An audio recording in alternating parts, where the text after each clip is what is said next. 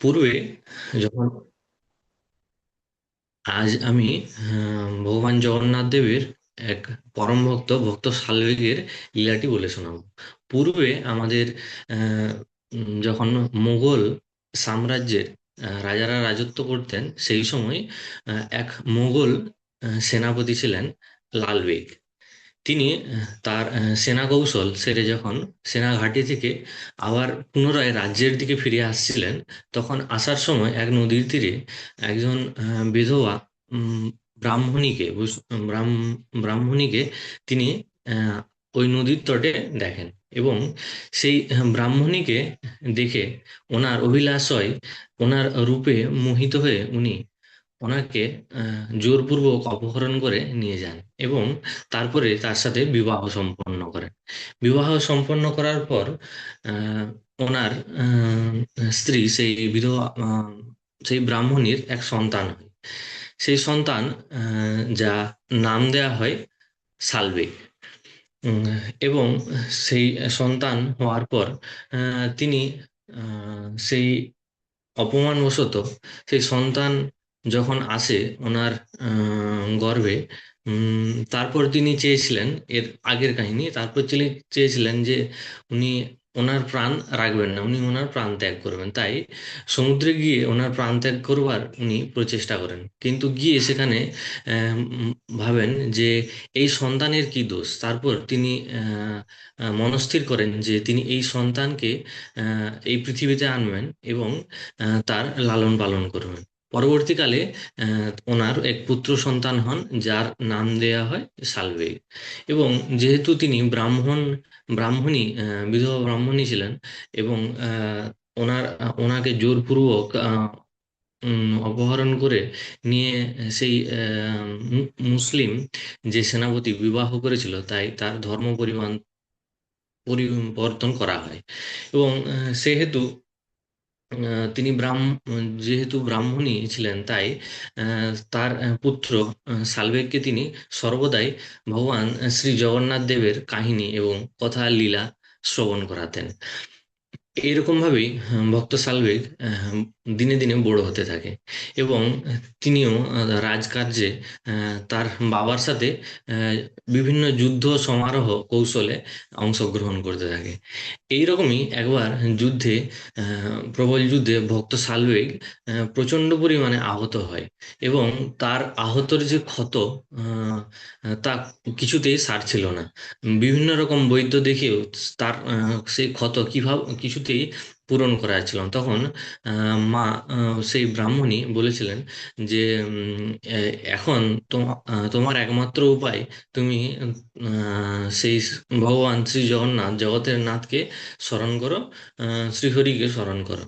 ভক্ত শালবেগও মায়ের কথা শুনে তিনি ভগবান শ্রী জগন্নাথ এবং শ্রীকৃষ্ণের আরাধনা করতে থাকেন এবং দিব্যরূপভাবে কিছুদিন পরেই তার সমস্ত ক্ষত সেরে যায়। এরপর ভগবান শ্রী জগন্নাথের প্রতি তার আস্থা এবং বিশ্বাস এবং ভক্তি আরো পুনরায় ভীষণভাবে বেড়ে ওঠে। তাই তিনি অভিলাষ করেন যে ভগবান শ্রী জগন্নাথ জগতের নাথকে তিনি দর্শন করবেন। কিন্তু তিনি যেহেতু ম্লেচ্ছ জাতির ছিলেন, তিনি পুরীর শ্রীমন্দিরে গিয়ে ভগবানকে দর্শন করার অভিলাষ করলেও, যেহেতু তিনি ভিন্ন জাতির, তাই ওনাকে মন্দিরে প্রবেশ করতে দেয়া হয় না। সেই দুঃখে তিনি পরবর্তীকালে বৃন্দাবনে গিয়ে ভগবান শ্রী রাধা মাধবের ভজন করতে লাগলেন এবং অভিলাষ রাখলেন যে ভগবান শ্রী জগন্নাথ দেবের তিনি উম, দর্শন করবেন। সেই ভক্তকে মন্দিরে প্রবেশ করতে না দেয়া হলেও তিনি ভক্তি থেকে কখনো বিচ্যুত হননি। তিনি সর্বদাই ভগবান জগন্নাথ দেবের যে কৃপালু দর্শন তা পাওয়ার জন্য তিনি অভিলাষ করতেন। এই সময় এককালে রথের ঠিক আগে তিনি যখন বৃন্দাবন থেকে বিভিন্ন জায়গা থেকে ভক্তরা যখন এই রথে ভগবান শ্রী জগন্নাথ দেবকে ওনার শ্রী রথে দর্শন করবার জন্য সব ভক্তরা পুরী শ্রীক্ষেত্রে আসছিল, তখন তিনি সেই বার্তাটি শোনেন এবং তারও মনে অভিলাষ হয় যে আমি তো মন্দিরের ভেতরে ভগবান জগন্নাথকে দর্শন করতে পারিনি। তাই জগন্নাথ যখন আসেন শ্রী রথে করে গুন্ডিচা মাসির বাড়িতে যাওয়ার জন্য, তখন অবশ্যই তাহলে আমি ভগবান জগন্নাথের দেবের সেই শ্রীরথে দর্শন পাবো। তাই সেই অভিলাষ করে তিনি বৃন্দাবন থেকে পুরী শ্রীক্ষেত্রের দিকে আসতে আসতে থাকেন। বৃন্দাবন থেকে পুরী শ্রীক্ষেত্রের দূরত্বটা প্রায় 750 ক্রোশ ছিল। তিনি পায়ে হেঁটেই সেই ক্রোশ অতিক্রম করেছেন এবং আস্তে আস্তে তার বিভিন্ন বাধা বিপত্তি সে সম্পন্ন সম্মুখীন হয়। সেই বাধা বিপত্তিতে পড়ে তিনি ভগবান জগন্নাথ দেবের বারবার স্তুতি করতে থাকেন যে ভগবান, হে জগন্নাথ, আমি যদি পৌঁছাতে দেরি করে দিই তাহলে তোমার দর্শন আমি কি আর পাবো না?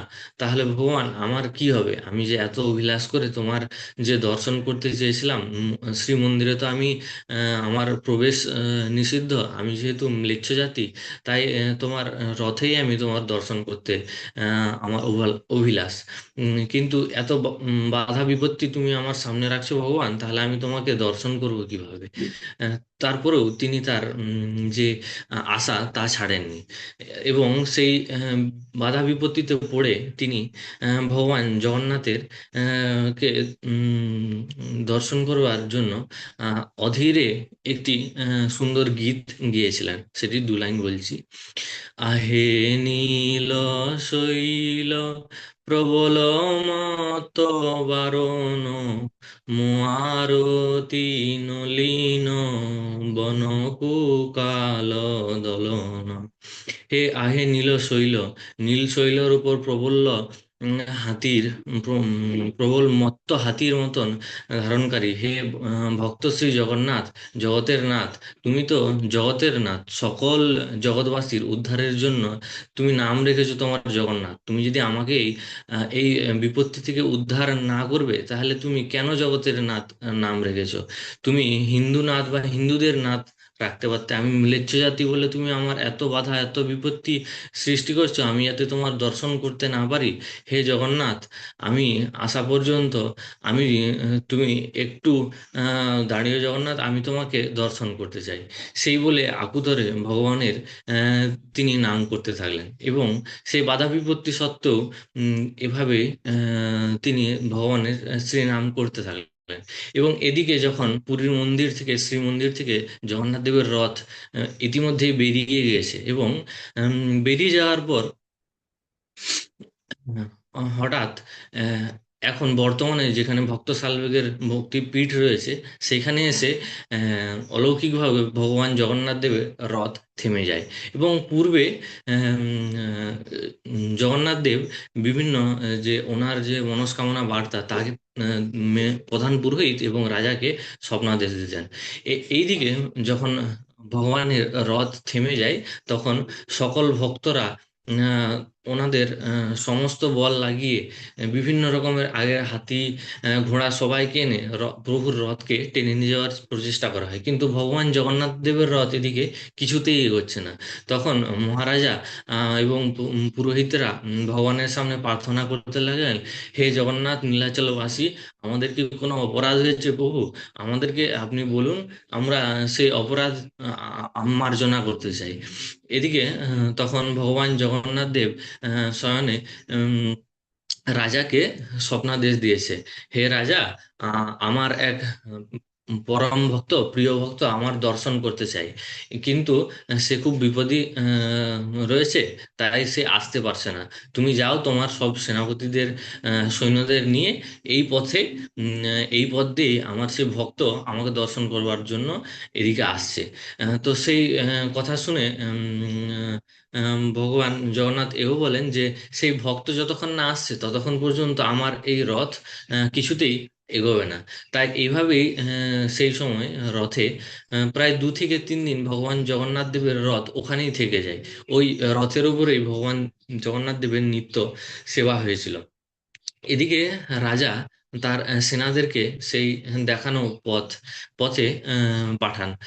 এবং সেই ভক্ত সালবেগের যে নিয়ে তিনি পালকি করে আবার সেই জগন্নাথ এর রথের সামনে যখন ওনাকে নিয়ে আসেন, তখন জগন্নাথ দেবকে দর্শন করে প্রবল আকুতি মিনতি করে ভক্ত সালবেগ মহা আনন্দে নৃত্য করতে থাকেন। এবং ভগবান জগন্নাথ দেব এও বলেছেন যে ওনাকে নিয়ে আসো, আমার ওই ভক্তকে আমার সামনে নিয়ে আসো, দেখি আমার সেই ভক্তকে আমি প্রাণ ভরে। এবং ওকে আমার সামনে নিয়ে এসে আলিঙ্গন করাও, এবং আমার চরণে শ্রী প্রণাম করতে বলো।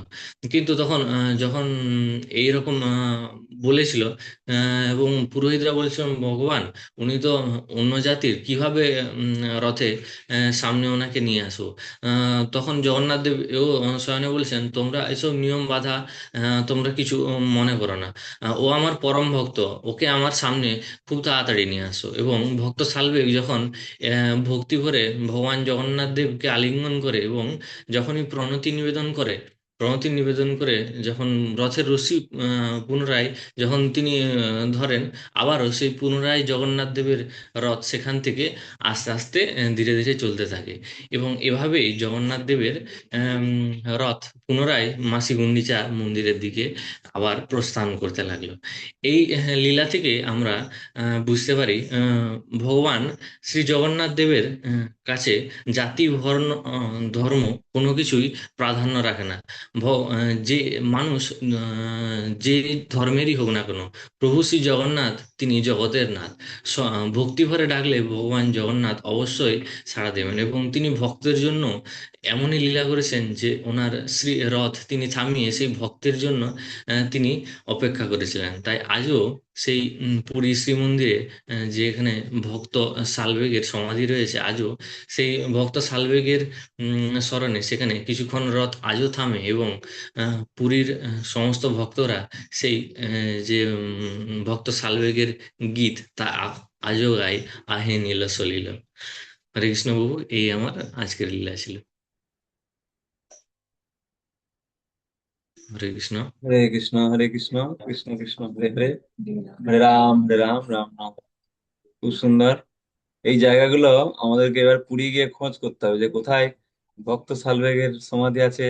তারপরে অভিনন্দন প্রভুর রঘুনাথের কুটিরের কথা বললেন, ওইটাও কোথায় আছে, এগুলো দেখতে হবে। আমরা তো অনেকবার পুরী যাই, কিন্তু এইগুলো আর দেখা হয় না। খুব সুন্দর দুটো লীলা আজকে, অনেক বড় বড় লীলা। আচ্ছা, আজকে আর কোনো লীলা শোনার সময় হবে না। আহ, আর যারা আছেন আজকে কালকে বলবেন, ঠিক আছে? স্নেহময়ী মাতাজি আছেন, আর নীলাম্বরী দয়ার মাতাজি কালকে বলবেন। আজকে আর সময় নিতে পারবো না, কারণ এই একাদশী অনেক জপ আছে। আমরা, আপনারা ক্ষমা করবেন। আজকে এখানে শেষ করছি ক্লাস। নাহলে এখনো দুটো লীলা বলবেন, তো প্রায় আরো 20-25 মিনিট চলে যাবে। তো জব টপ আর কিছু হবে না আজকের দিনে। সেই জন্য এখানেই শেষ করলাম। কালকে আবার আপনাদের লীলাগুলো শুনবো। হরে কৃষ্ণ, হরে কৃষ্ণ, কৃষ্ণ কৃষ্ণ হরে হরে, রাম হরে রাম, রাম।